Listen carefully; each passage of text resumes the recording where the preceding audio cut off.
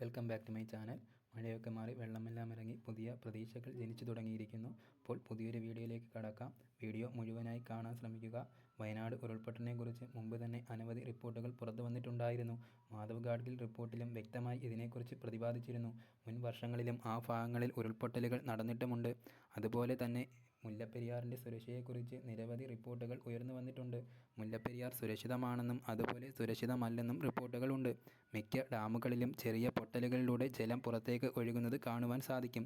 മുല്ലപ്പെരിയാറിൽ ഇത് കൂടുതലായി കാണുവാൻ കഴിയും. അപകടങ്ങളെക്കുറിച്ച് മുൻകൂട്ടി റിപ്പോർട്ട് കൊടുക്കുന്ന ശാസ്ത്രജ്ഞരെ വിലക്കുകയും അവരുടെ വാ മൂടിക്കെട്ടുകയുമാണ് ഇവിടെ നടക്കുന്നത്. പണ്ട് കൊടുത്ത ഏതോ കരാറിൻ്റെ അടിസ്ഥാനത്തിൽ കേരള ജനതയ്ക്ക് മേൽ അണുബോംബ് പോലെ നിലകൊള്ളുന്ന ഡാമിൽ നിന്നും തമിഴ്നാട് ജലം ഊറ്റിക്കൊണ്ടേയിരിക്കുന്നു. നമുക്ക് ഡാം കൊണ്ട് ഗുണം ഉണ്ടോ എന്ന് ചോദിച്ചാൽ നമ്മുടെ വെള്ളം നമ്മുടെ ജീവൻ പോലും അപകടത്തിലാക്കി കൊണ്ടുപോയി കൃഷി ഇറക്കി അമിത വിലയ്ക്ക് നമ്മളിലേക്ക് എത്തിക്കുന്നു. നമ്മൾ മുല്ലപ്പെരിയാറിലെ ജലം ഇവിടെ വേണ്ട വിധം ഉപയോഗിക്കുന്നില്ല എന്നതാണ് സത്യം. വർഷങ്ങൾക്ക് മുമ്പ് ബ്രിട്ടീഷുകാരുടെ മുൻകൈയിൽ നിർമ്മിതമായ ഡാം പുതുക്കി പണിയാതെ ഇന്നും നിലകൊള്ളുന്നു. അവരുടെ നിർമ്മിതികളുടെ കാര്യക്ഷമത കൊണ്ടാണ് ഇന്നും അപകടങ്ങൾ കൂടാതെ നിലനിൽക്കുന്നത്. ഇനിയും എത്ര നാൾ ഇങ്ങനെ മുന്നോട്ട് പോകും എന്നത് പ്രവചനീയം ആണ്. ഇന്ന് നാം കാണുന്ന പല നിർമ്മിതികളുടെയും കാര്യക്ഷമത കാണുവാൻ സാധിക്കുന്നതാണ്. സിമൻറ്റും മറ്റും കൊണ്ടും നിർമ്മിച്ചിട്ട് തന്നെ 25 വർഷമോ അതിൽ താഴെയോ വെച്ച് തന്നെ അറ്റകുറ്റപ്പണികൾ നടത്തേണ്ടി വരുന്നു.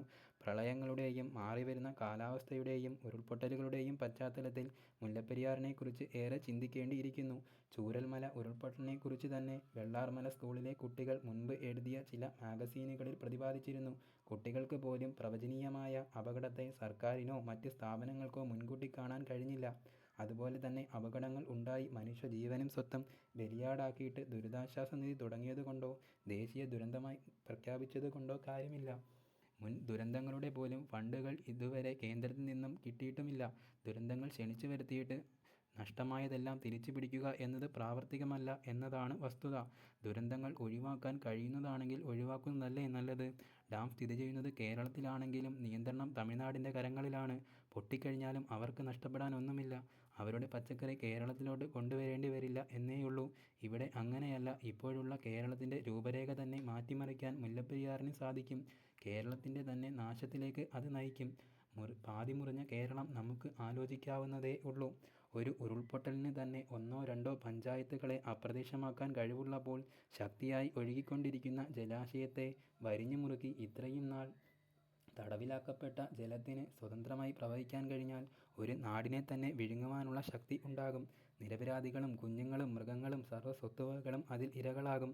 ഓരോ മഴക്കാലത്തും ദുരന്തമുഖങ്ങളിലും മാത്രം ഉയർന്നു വരുന്ന മുല്ലപ്പെരിയാർ എന്ന വിഷയം അപകടങ്ങൾ ഉണ്ടാകുമ്പോൾ മാത്രം ഉയർന്നു വരുവാൻ ഉള്ളതല്ല. സ്ഥിരമായി മുല്ലപ്പെരിയാറിനെ ചർച്ചകൾക്ക് ഇടം കൊടുക്കാതെ കാര്യക്ഷമമായ രീതിയിൽ ഉള്ള നടപടികൾ സ്വീകരിച്ച് സുരക്ഷിതമാക്കുകയാണ് വേണ്ടത്. ദുരന്തങ്ങൾ ഉണ്ടായ ശേഷം സ്ഥലങ്ങൾ സന്ദർശിച്ചതുകൊണ്ടോ വാർത്താ സമ്മേളനങ്ങളിൽ ചിരിച്ചുകൊണ്ട് വന്നതുകൊണ്ടോ പ്രയോജനമില്ല. പഴയ നിർമ്മിതികൾ ആയതുകൊണ്ടാണ് ഇന്നും ഇത്തരം നിർമ്മിതികൾ നിലകൊള്ളുന്നത്. ഇന്ന് സിമൻറ്റും മറ്റും ഉണ്ടായിട്ട് തന്നെ നിർമ്മിതികളുടെ സുരക്ഷിതത്വം ആശങ്കപ്പെടുത്തുന്നതാണ്. ഇന്നത്തെ കാലത്ത് ജലത്തെ പ്രതിരോധിച്ച് നിർമ്മിതികൾ നടത്തുക എന്നത് സാധിക്കുന്ന കാര്യം തന്നെയാണ്.